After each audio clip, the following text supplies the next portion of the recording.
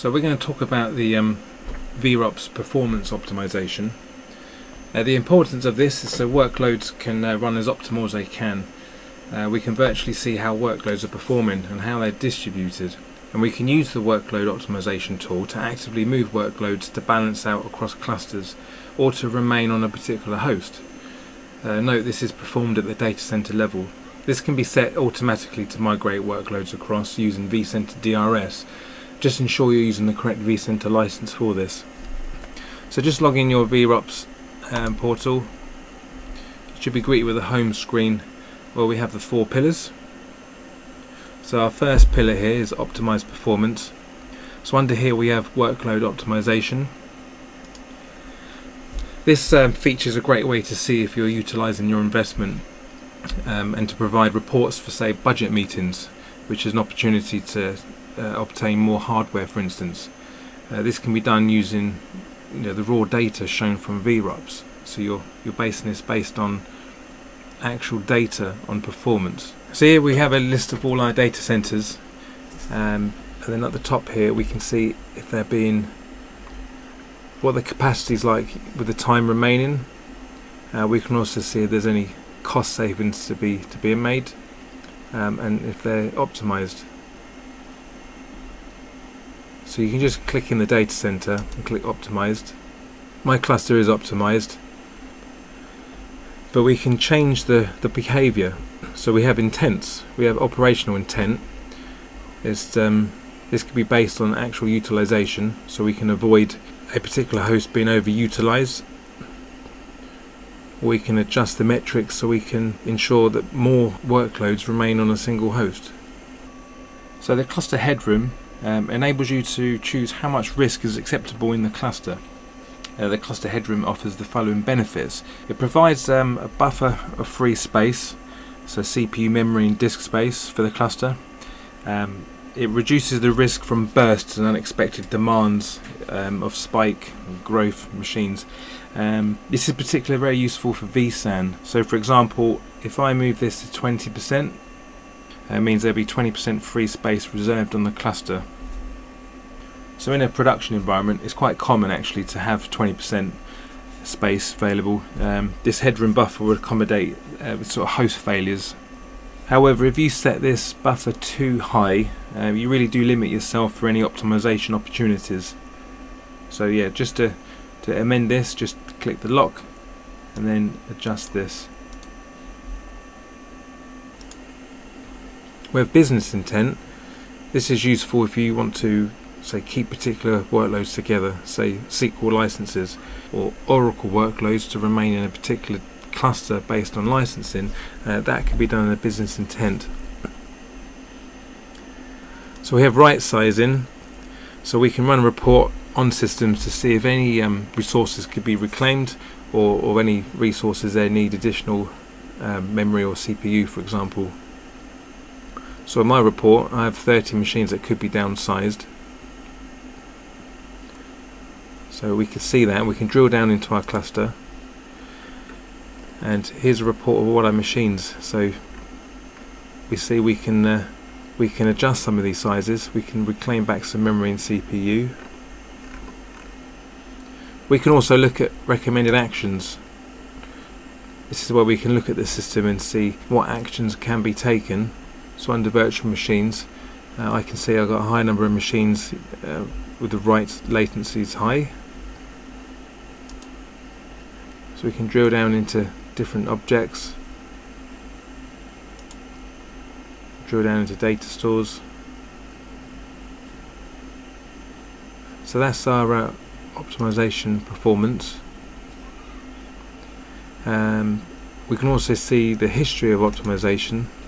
Here we can see the past performance. So you can see the happiness of the machines.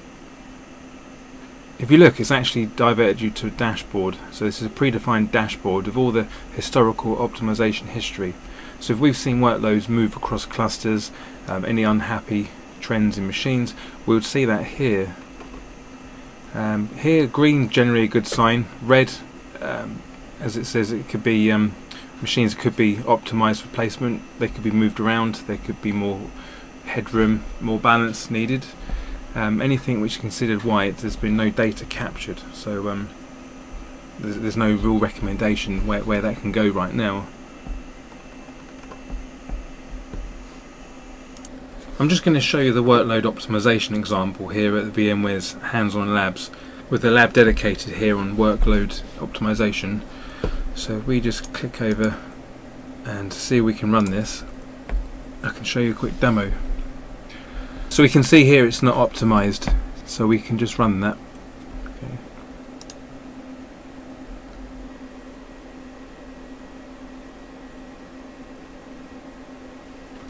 So here we can see a recommendation of how it is now and what it could look like after. So this is before, so you've got high storage utilization, CPU could be better balanced, and then recommendation afterwards. So although there's not too much to be done on the storage here, we can see, but at least we can see the CPU be better balanced. So let's click next. And here's the recommendations. So the virtual machine movements, so they're going to move between these two clusters. Because the storage capacity issues, that can't be moved, but the resources can. And it gives you an example of why here. So here we go. So reduce current stress on memory demand. So let's begin that. That'll start going through rebalancing operation. You can also schedule the optimization as well, so this doesn't sort of run during the day. This could run in the evening, say, or over weekends. So you just set your schedule, how often you want to repeat for, and if you wish it to expire over so many runs, you can do that here. You can also automate it, so this could always look for optimization opportunities and then just run sort of in the background. I suppose the only danger of that is that you've got workloads moving around, generating high I/O or sort of unnecessary sort of strain on the cluster. The other thing we can look at here is the history. So you can look back at past performance of what's happened, and you'd have a little video clip of what's moved. So if I look at the history, the past 6 hours, and then we click play, you get an idea of what's moved.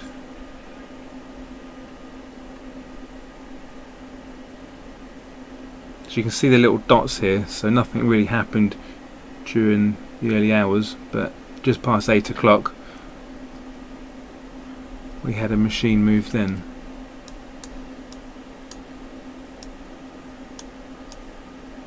So let's see if we can run that again.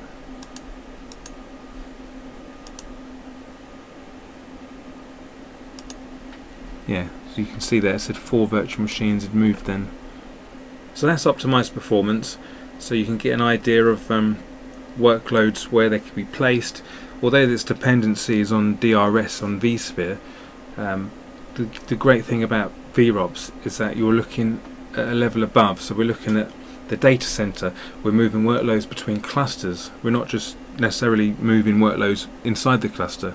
So a little bit more flexibility there, especially if you've got other sites, other workload domains in which you can move some of these workloads to.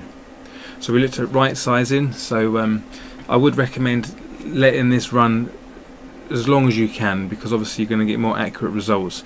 I mean, looking in my lab, if you're looking at results over a few days, it won't really capture month-end spikes in utilization, or sort of we want to be capturing them unusual behavior patterns, and then it will give you more of a true effect of the right size of that machine based on performance stats that we've got. So have a look at that, have a look at recommended actions, and it should be a good way of keeping your cluster optimized. Anyway, thanks for watching.